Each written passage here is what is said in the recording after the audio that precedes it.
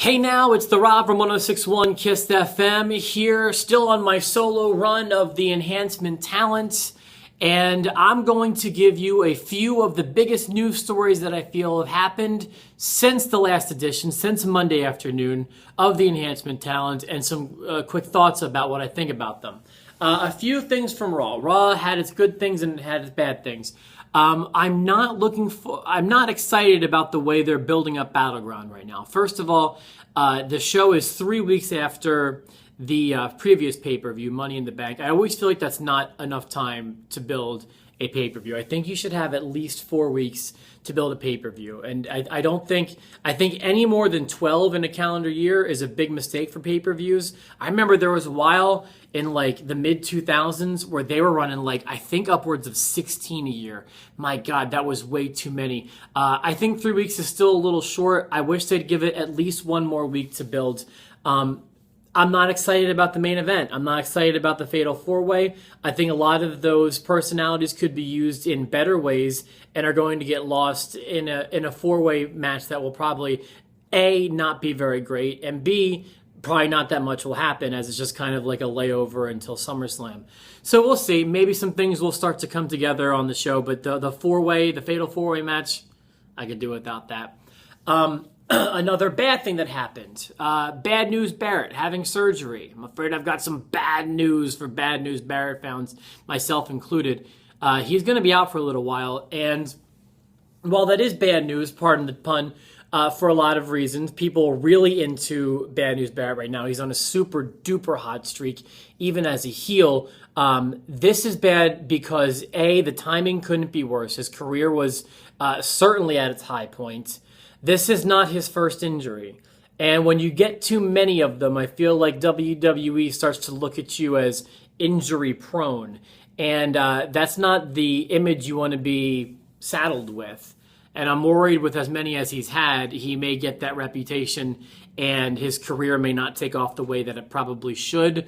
Wishing him a speedy recovery for selfish reasons, just because I want you back on my TV screen. I enjoyed Bad News Barrett and all of his bad news.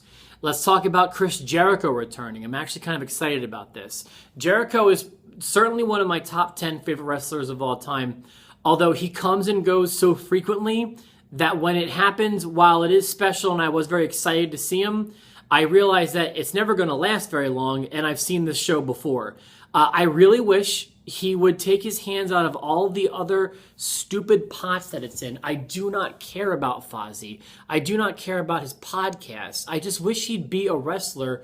That's because everything else that he has is an extension of that anyway. And he's always seen as either wrestler slash podcast guy or wrestler slash author or wrestler slash musician. It's like, I wish he would just commit to being a wrestler, which is how everyone knows him anyway. But he can't. He's one of those guys who feels like he's always better than what he's actually doing. If he's doing wrestling, it's not enough. And it annoys me whenever he leaves. I'm excited when he comes back.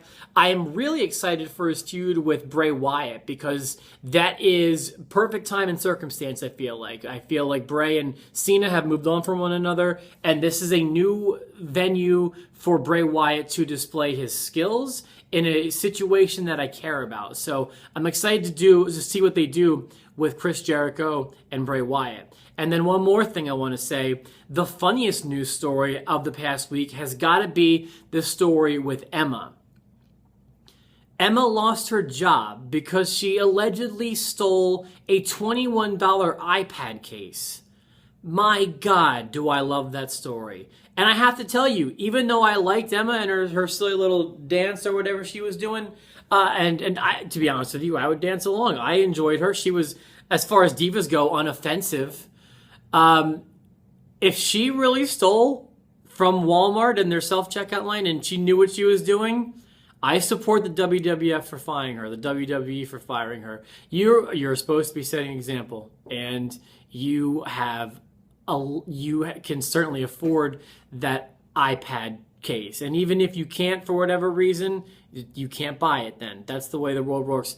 If she really stole that iPad case in which she lost her job over, I applaud the WWE, and Emma, shame on you. It doesn't matter how much money Walmart has. That was not your iPad case. Shame on you. You can't steal if it's not your wrestling gimmick. Eric's going to have some enhancement talents for you next week. I will return the following Monday with more. So thank you for watching. Have a great 4th of July. I'll be back in like 2 weeks.